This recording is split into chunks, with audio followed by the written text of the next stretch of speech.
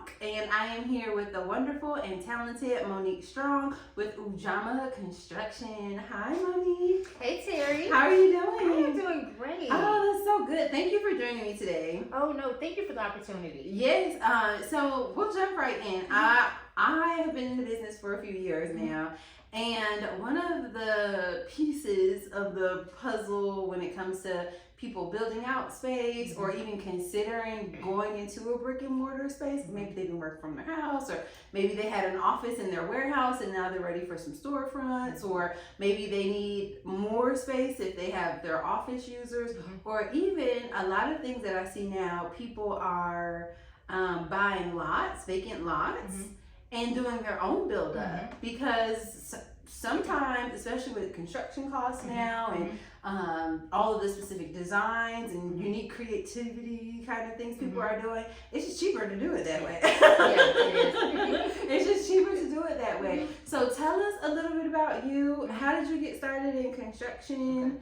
and about Ujamaa Construction and what you guys do? Oh, gosh. Okay, so as I think back on it, so how did I get into the business? I happened to be in, property management. Oh, wow. So at the time, I was a property. I was actually a leasing agent. What? So you're like a triple threat. Yeah, I was a leasing agent running the streets for a while, making sure that Atlanta kept zero vacancies. And one day I started to think about it, and I said, you know, what is the next pivot? I had a wonderful opportunity with the company I was with. I learned so much, and I was like, you know what, what's next?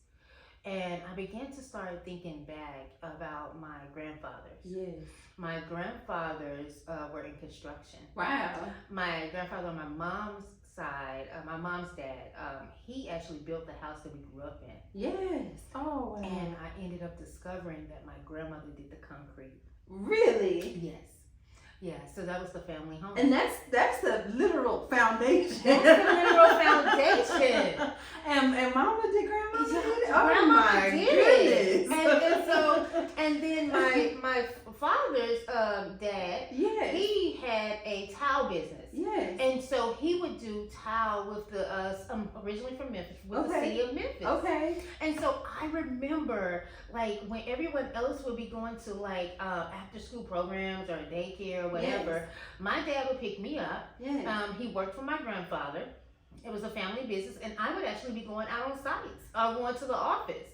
So I would be sitting, of course, in a safe area because we want to make sure we always have PPE. Safety first. Safety first. And I would watch my granddaddy do tile, and for residential and also commercial. That's a hard gig. And at that time, I was just playing with Barbies, so I didn't really understand what was happening until one day, after my grandfather passed and my dad, you know, decided what he wanted to do with the business. We were walking in what was at that time the largest mall in Memphis. It's called the Mall of Memphis. Okay. And my father was walking with me, and he was pointing out different stores. One example was the Gap. Yes. Your grandfather did that. That's powerful. And as we walked the mall, he kept saying, your grandfather did that. Your grandfather did that. And now going back to the time when I said, what's next? I remembered, and I happened to look online for a school that could give me, I said, well, maybe constructions was next. I've always grown up where me and my siblings used to play. That's my house. Yes. Listen, I play that game now as an adult. Especially with these Atlanta prices. Right. Oh, these that's my house. That's my house. And so it's always been in there. The foundation with my grandparents, it was there. And then even just not knowing that, and someone once told me that everything you need is either around you or inside of you. Ooh, I fully believe that. And it's never too far from you. And that is that helps you to understand what purpose is. Yes. So I ended up going on Google, looked up this school called Atlanta Technical College. I called the carpentry, the construction management department. That's bold. Yeah. On the and well, you're a woman in construction. Obviously, you're both. And I said on the Yes. first ring, the director over it, the chair over the department answered the phone. What? And his name is Mr. Sellis. And we had an hour conversation. Yes. He told me school started in a week, and I needed to apply right then and there. Today. Yes. I had today. I not only did the application, paid the fee. I was at the school the next day and met him in person because I was like, "Am I really doing this?" Yes. We had this mind-blowing conversation when I actually met him in person that I went with it. Yeah. I just felt like sometimes it's like faith is taking the step and you don't see it, but you feel it. And I felt something was different. And so I enrolled in the school and the program. That's beautiful. And that's how how it started. Yes. And then I began to become, I felt passionate about it. Yes. And I reached out to him to see if there was any internships. And at that time, I did an internship for another construction firm. And then got linked up with this organization called the National Association of Black Women in Construction. I've heard of it. And became a student member at the time. And from there, they're the ones that when I graduated, helped me to understand that there was a position open at Ujamaa Construction. Wow, so you've been with this company since you got out of school? Yeah, since I got out of school. That's amazing. Yeah, and it was under that, just knowing the women because they're so supportive and giving me the opportunity. I came in for the interview and I originally thought I didn't get it. Yeah. I was like, okay, so a couple. But you couldn't read the room, right? Read the room. And then I was like, okay. Was it a panel interview or was it one-on-one? It was a one-on-one. Oh man. With the principal, Mr. Todd Presley. And if anybody's met Todd, it's like it can be intimidating. And so I was like, I didn't hear from him for a whole week. Yes. Like, okay, did I not get it? Like, yeah, all right. And so one of the sisters from the organization had asked me about it. And I was like, I haven't heard from him. She was like, you know what? Let me look into that. Yes. I received a phone call the next day. I love it. The next day with an offer. And We love that. Yeah. We love it. And since then, it's been history. Wow. That is, I love that story, and I have not professional. There are a couple of professionals. I'm like, did I get the job? It's actually how I met one of my very best friends. We were in a group interview, and the owner of the business came out. I think it was maybe 5 of us, and he, asked a couple of questions. We all kind of answered, and then he handed out cards, and he said, "Okay, this is where you get your uniform." And then so she and I looked at each other. We didn't know. So we were like, "So are we hired?" Because he gave us the cards for our uniforms, and he walked off. Yeah. And we've been friends for 20 years now. Oh, I love that. from confusion. Right. So it does happen like that. So I think that's wonderful. And so Ujamaa Construction has a few different locations, correct? Yes. Okay. Yeah. Ujamaa Construction is headquartered in Chicago. Okay. And so, and we are celebrating 21 years. Oh, congratulations. So we're excited about that. So it started all in Chicago with the founder, Jimmy Akatande. Okay. And from then, we ended up, Todd Presley came down here to open an office for the Southeast. So we're now working to, the Southeast branch is working to kind of dominate the Southeast. Yes. So we have projects in Tennessee, Alabama, of course, Georgia, and we're looking for more states. You hear that, guys? They're looking for more states. Hire them. They're the best. So we're going to jump right in with some of the other questions. So as a general contractor, what is the most important, what are a few maybe? So what are a few important factors when people are considering designing and constructing commercial real estate? And let's just make maybe one for office, one for retail. I would say functionality. And functionality is so important about the space because you have to understand, especially if it's existing, is it tailored or can it be tailored for your vision?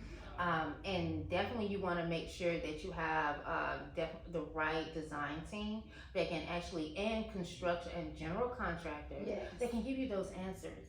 How often have we walked into a building or a space and we have this great vision and we want all these great things to be done, and we expect it, but no one actually said, hey, does it have the correct plumbing for it? Or is it, or what about the electrical, HVAC system, the existing part of it, especially if it's not a design build. So my answer would be functionality. Okay. I love that. When should people get you involved? So when they're say, I have an idea, I want to be in this space, when should they call Monique Strong? I would say right after they have met with their design team. Okay. So but before they sign the lease or after?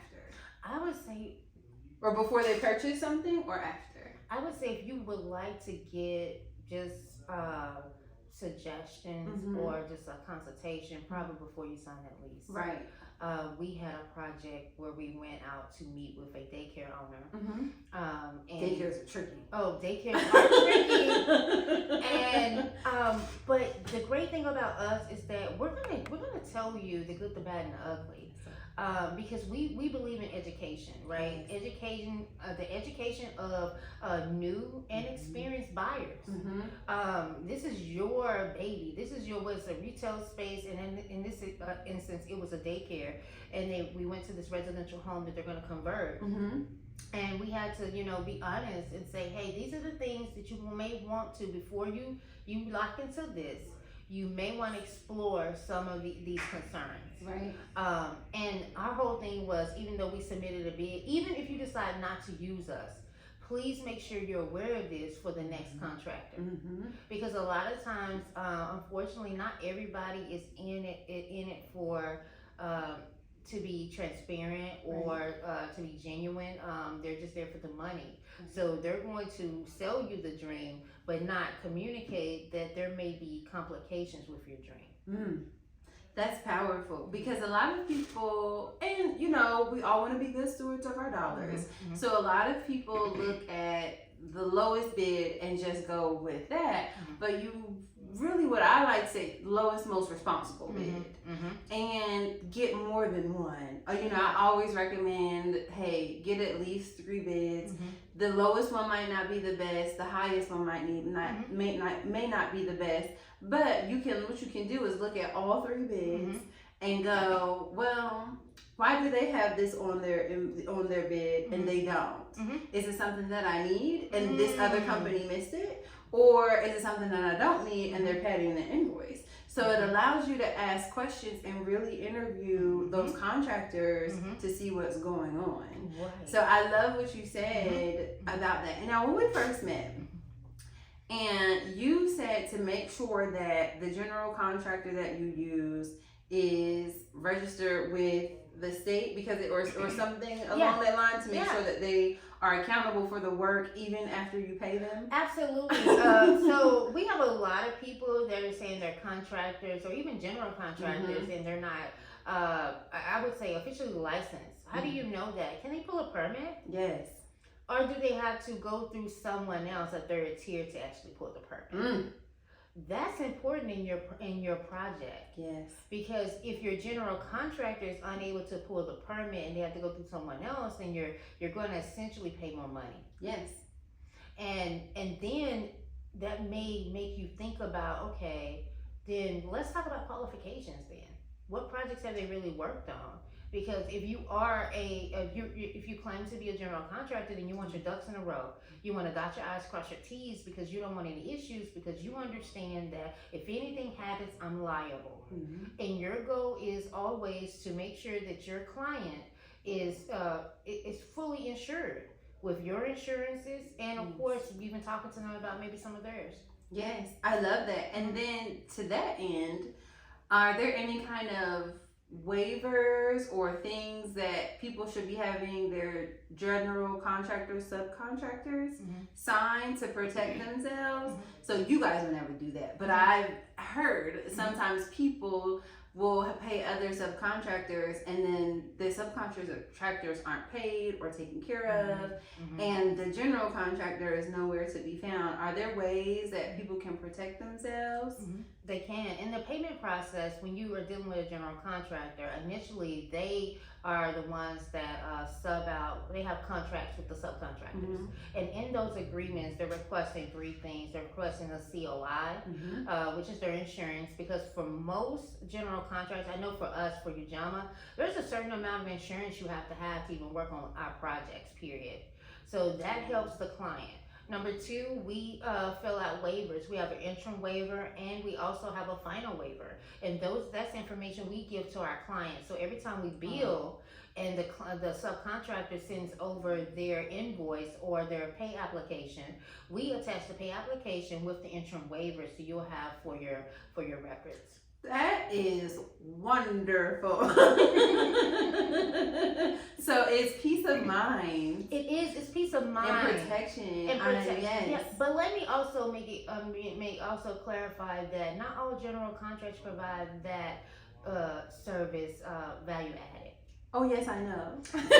So when we hear we provide that piece, and that's called the construction management services piece. The construction management services piece. Right.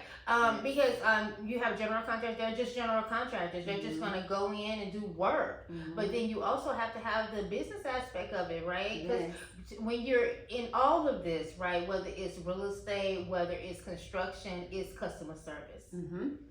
And you need people that can sit down with you, explain what's going on, and actually allow you to see what's going on financially. Yes. And have those conversations. We like to have owners meetings.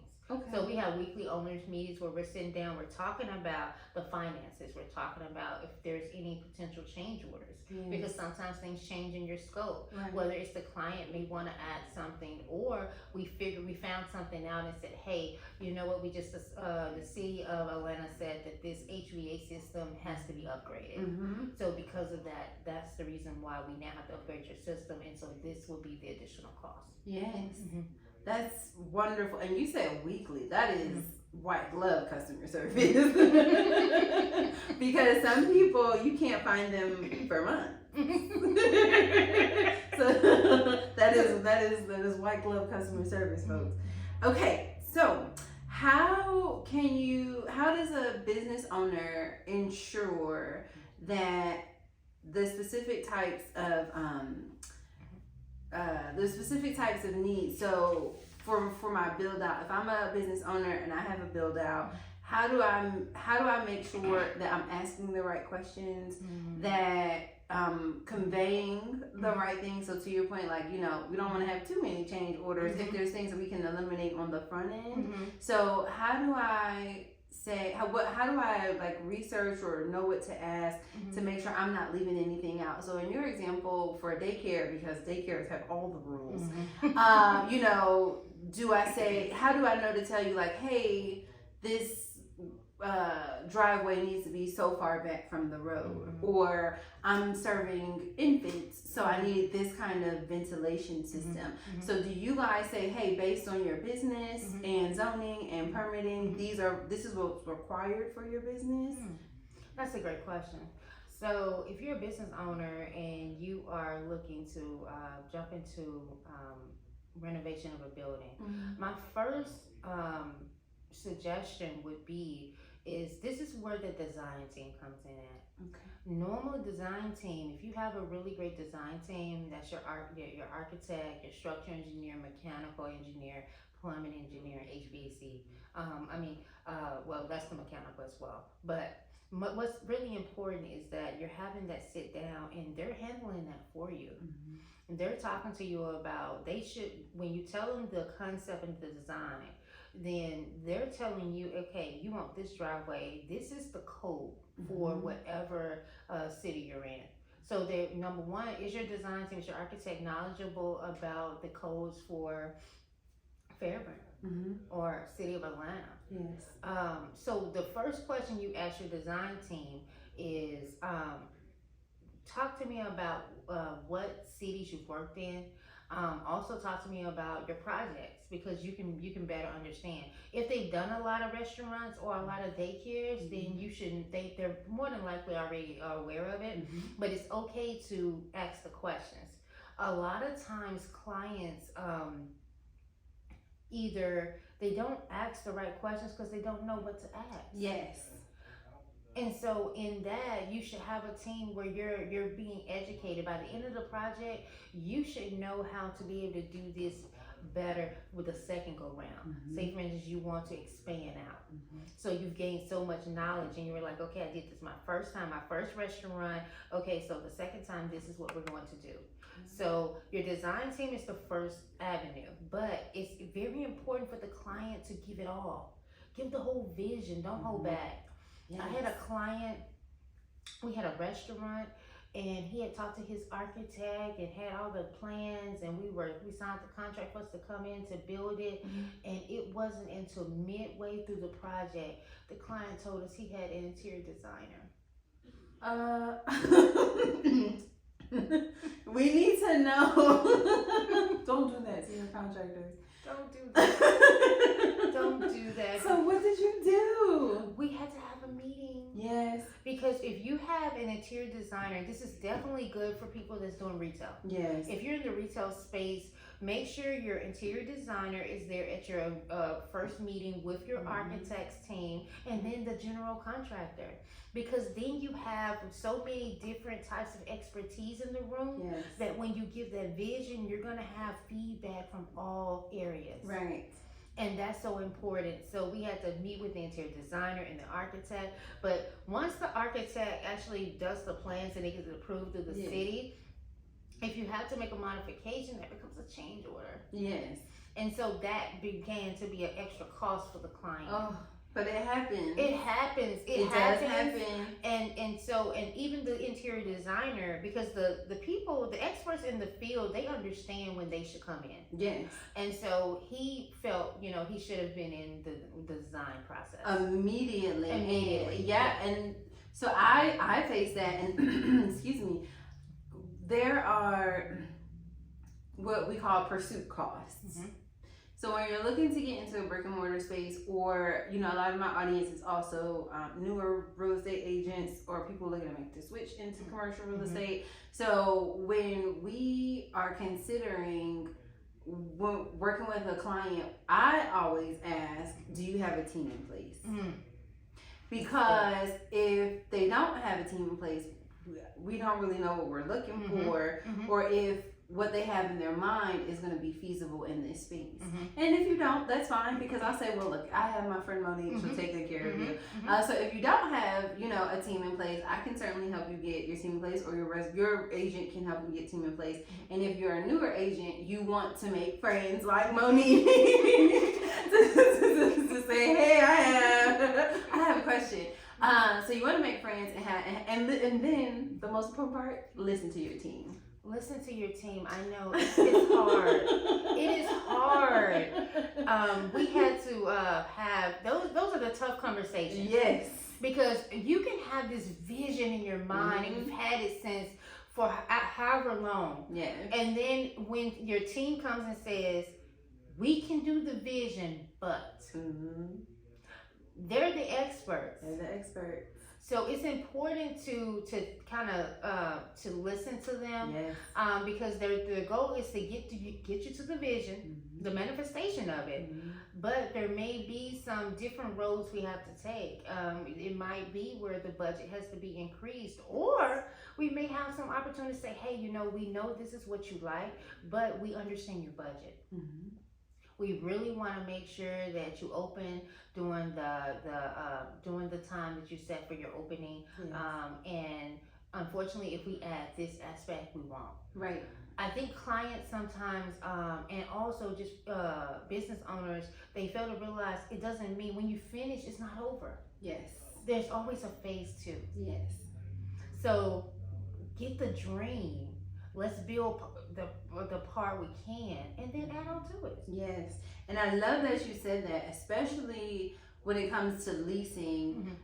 Tenants usually have a certain amount of time for free rent, Mm-hmm. for build out time, Mm-hmm. and then after that, you start paying money. So once that kicks in, you want to ideally already be open for business before you have to start paying rent, or be able to open on time or open at all, because I see that happen sometimes where people do so many change orders, or they don't have the right team in place, or they're not listening to their team, and they exhaust all of their funds. They exhaust all and their they funds. never open, and now they turn over 70% built out space for the landlord to rent out for more money to another tenant that's not you. So I love that you said that. And that's really unfortunate. We don't want you guys to be in that situation. Yes. We want you to understand, number one, what is the time frame, and that's important to communicate to your general contractor.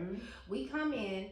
What we do is, and for people to understand, I have to say this all the time. I just said it to a client the other day. I said, we're builders. Yes. So what we do as general contractors, we take what's on the drawings and then we make it come to life. That is what a general contractor does. I love And I did a church once. You did.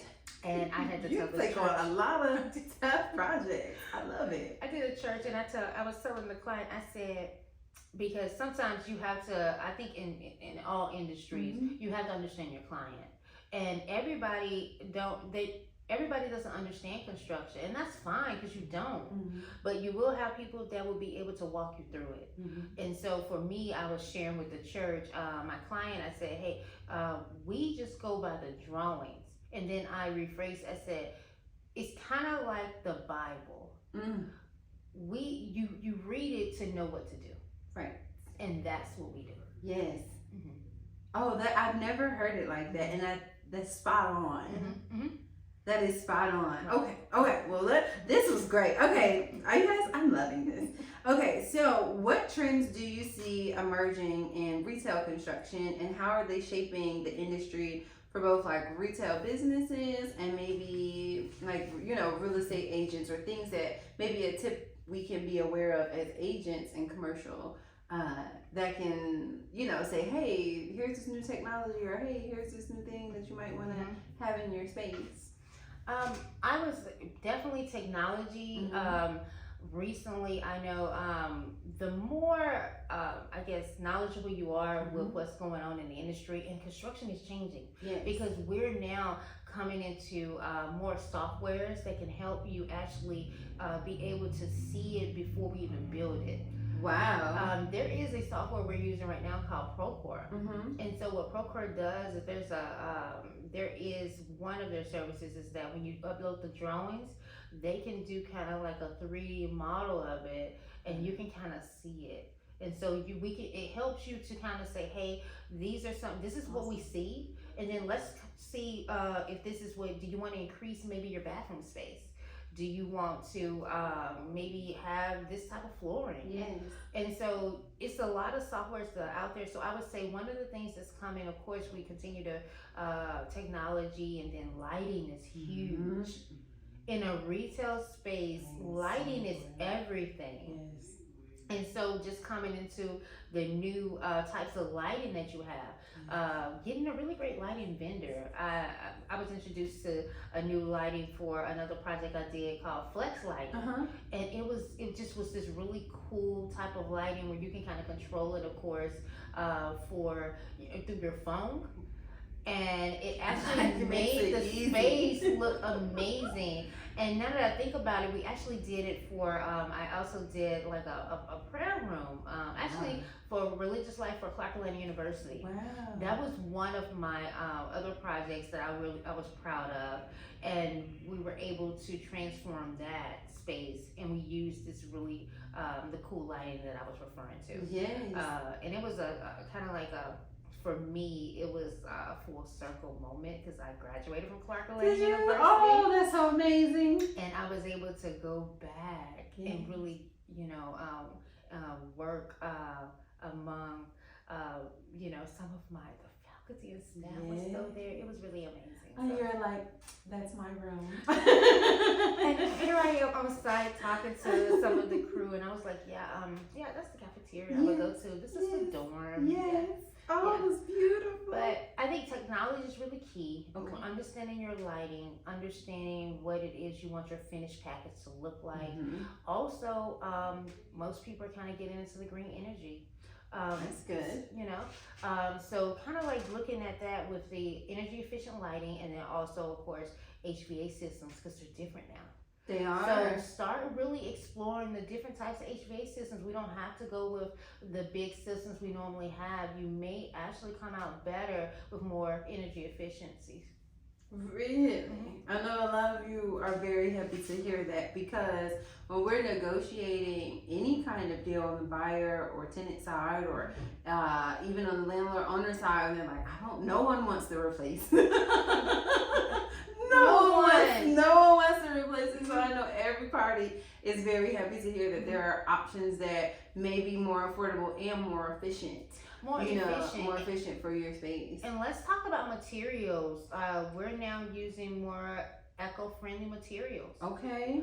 So with that helps, because everybody knows when you start a project, lead time is always materials. Yes. So that's very important. Understand what you would like, what you're ordering to go into your retail space. Find out what your general contractor will tell you, but it's good for you to know as a client. What are your lead times? What are other options? Maybe you may want to try, what type of materials are you using? Hey, will I get it quicker if I switch over and do more eco-friendly? It may cost me a little bit more, but it might be actually more sustainable. Right. Within whatever type of vision or vibe you're trying to create. Right. And just over the long run, you know, if you have, and everyone, especially everyone wants a patio these days, or they want the accordion doors that lead to the patio, or just bring in the fresh air from outside. Listen, you're still pumping that AC. Yes. While you're providing this beautiful atmosphere. So maybe you want to go with something that's a little bit more efficient, you know, for this beautiful vibe that you have going on at this, you know, restaurant, or, you know, whatever it is. But I whenever I walk into a retail space and I see that, you know, I'm like, I wonder how much they're building.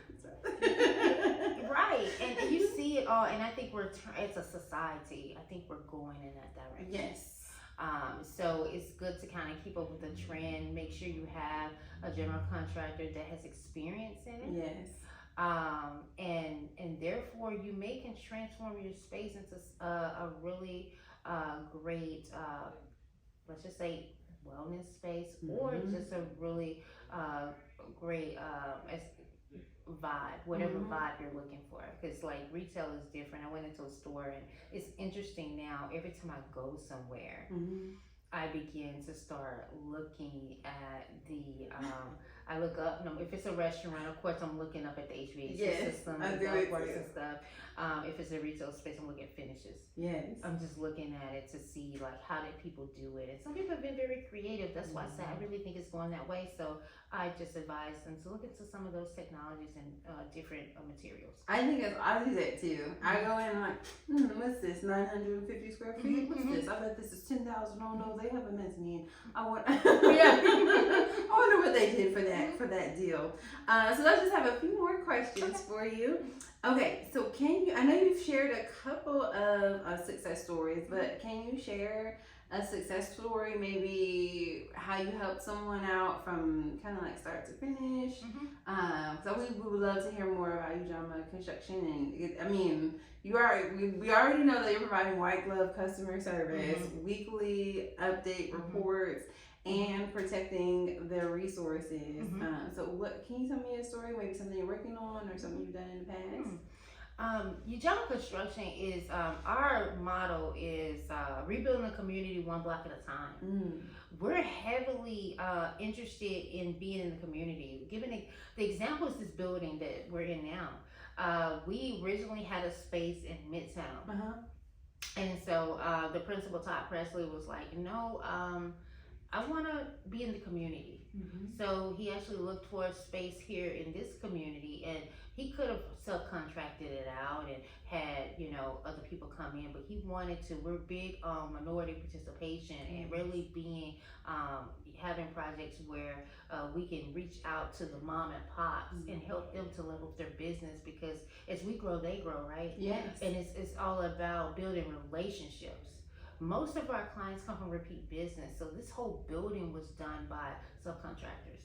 We could have done it ourselves, but we wanted minority contractors to actually do it. So that sets you guys apart from a lot of other businesses, period, but especially other construction businesses.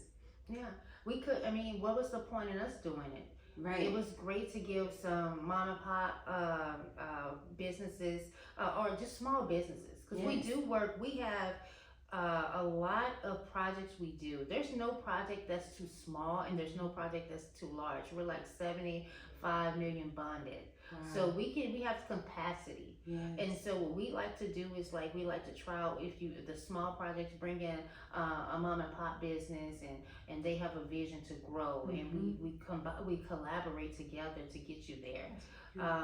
I have seen where we've worked with subcontractors. They were at one level, and within 2 years, they're kind of like our premier, premier trade. Yes. And then the goal is you got to reach back out now. Yes. Now you have to refer us to someone else that was in your shoes, and let's grow and help develop them.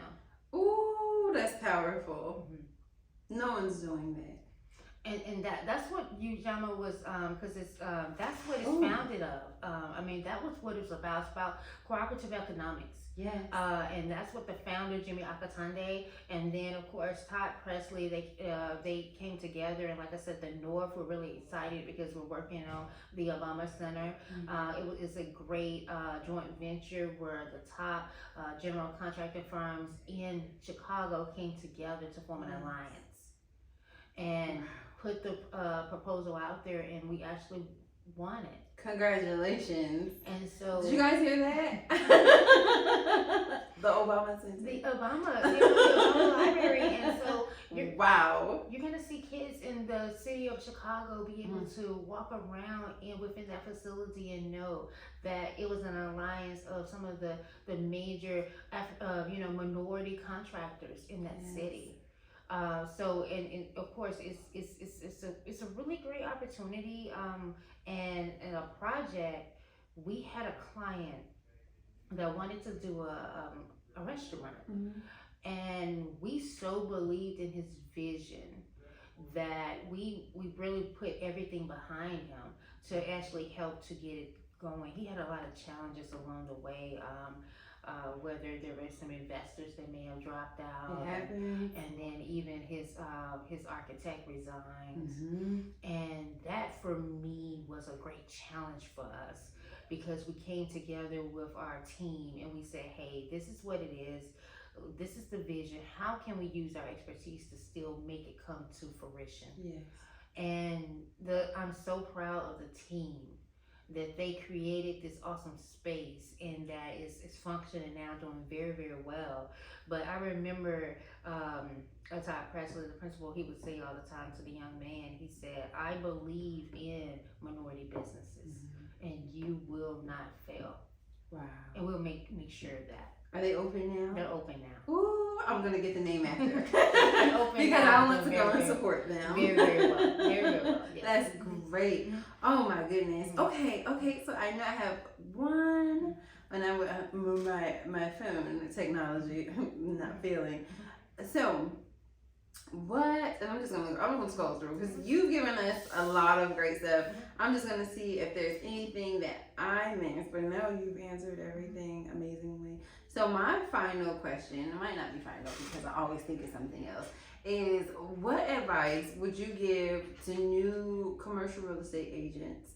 Because I'm sure you partner with them and they're a part of a team in some way, shape, or form. When they're working with clients on either side. So for me, I work with a lot of landlords or sellers, and when I go in, I could look at a space and be like, we might have some some issues. Oh, and that doesn't mean we need to do it right now, but if we're filling the space, this is probably what a tenant is going to ask for, and they should. If I was their rep, this is what I would ask for. So what's some tips that you can give to newer commercial real estate agents or business owners who are just, kind of starting out in the industry or starting to look to make sure they have the most thriving career and can present themselves as experts? That's great. That's a great question. I would say definitely get involved in some of the associations where you can meet more general contractors. I know we are a part of a couple of them, but I would say right now, I would say believe it is the American General Contractor Association. Okay. And so just go where the information is. Meet them. There are a lot of general contractors that would just allow you to come in and just ask questions. We've done that a couple times here where people's like, hey, I just have a couple questions. That's how we met. Yeah, that's exactly how we met. And, scheduling a time to have a consultation. I had someone call me the other day and say, hey, we got this guy. I don't think he really knows what he would like. But I wanted to know if you guys would have time to kind of help him figure it out. We took the time. Yes. It doesn't always have to be Ujamaa. It can be anyone. I think we're more interested in making sure you have all the information. And it's so important, regardless of what team or whatever company you choose, you must trust but verify. Yes. And in that, when you're verifying, read your contract, understand what it is that you're signing up for. Also, get a copy of the subcontracts that they have. Find out what your scopes of work was. It what you really wanted. Read your drawings. A lot of times, I've noticed that clients they don't read the drawings. They don't read the submittals. Things are being sent over. And then that's the part for you to actually give your feedback. The first part is before it's even submitted to permitting department. Your design team and your general contractor sends you what they're going to actually submit. That's the time for you to go through it. Yes. And say, hey, no, I actually meant I didn't want my walls to actually be white. I found another color. Right, on the eggshell. Because it's not so much I find that it's the construction, it's the finish. Yes. And everybody's big on the finish, but they're not paying attention to what has been selected for the finish. Yes. So when you actually see it, then after we've done it, then it's like, oh, I thought it was different. But your time is doing your pre-construction. Your time is to get samples, and it's as if you're building your own home. Yes. And so, and really owning it and taking it, Yes. and making sure that in your retail space, okay, these are the things that I've agreed to. Therefore, when the city approves it, we don't have to go back. Yes. Because of a change. Smooth. It's a smooth transition. I mean, normally changes, if it's a big change like, plumbing, electrical or something. But if it's like a small change, then you can save yourself money because you don't have to do a change order. Yes. And I'm not saying that there's always change orders, but I don't know a project there's not. And there are some projects where you have more change orders than necessary. That's because of a lack of really understanding your scope. And please make sure you educate yourself. You can educate yourself on, I would say, YouTube. YouTube is awesome. Okay. I call it YouTube University. I do like YouTube. This is gonna go on YouTube. YouTube University helps. When I was green, my background is electrical engineering. So I came from an electrical engineering background, electrical engineering, jumped into property management, then came into construction. Ooh, girl. That tells me you're smart. I was like, okay, I'm in this industry, but I don't know anything about it. And so, thank you. I just graduated. I was like, so you really have to do YouTube and get the books and just go with the people that you feel are kind of like experts in the field. Do you know how many people before I even worked here, that I would just reach out to? I would attend certain events and just ask questions. Yes, I was a LinkedIn stalker because I could, and that's why I have my course coming out. Shameless plug: your first 90 days in commercial real estate. Yes. But I couldn't find the information anywhere in the commercial real estate space. There's a lot of people that have bits and pieces over here, but there's no cohesive roadmap. So I became a LinkedIn stalker. I'm like, hi, this is Terry. I'm Terry at the time. Brooks. I'm like, oh, this is Terry Brooks. I just got a license. Can you help me? And like, no, kid. But I mean, there are a lot of nice people who say yes. Yeah. And then, not everybody can give their time, and they would say, I can't give my time. So I would follow up and say, well, do you have a YouTube video that you recommend? Do you have a book that helped you in your career that I can read? And, everybody will give you a book, or everybody will send you their favorite person on YouTube. And I was going to say, one of the other options that someone recently just asked me, because we do internships. We also do kind of shadowing. Yes. So someone reached out to me earlier, was like, hey, can I just shadow you guys? Because they're new in their business, they're in real estate. I want to shadow. Is that shadow? Okay, good. And I think that's another opportunity. Yes. It's just to kind of come in, say, hey, can I just shadow for a day, or can I just, are you guys doing where you're meeting a new client? And can I sit through that process? So it's various different types of options out there, but it's really just based on you. How bad do you want it? Yes. And as a new agent, you should be hungry. Starving. Because it's different. It's different. It's different. And you're trying to gain the knowledge because you want to be fully equipped to answer any question that your client has. It's true. And you want to walk them through the process. I've seen some realtors actually go all the way through the end. Because when you refer someone, let's say you refer a company, they're relying on you because they trust you. And so it's very important that you're actively involved and you actually say, hey, have you read your drawings? Do you understand your scope? What's your vision?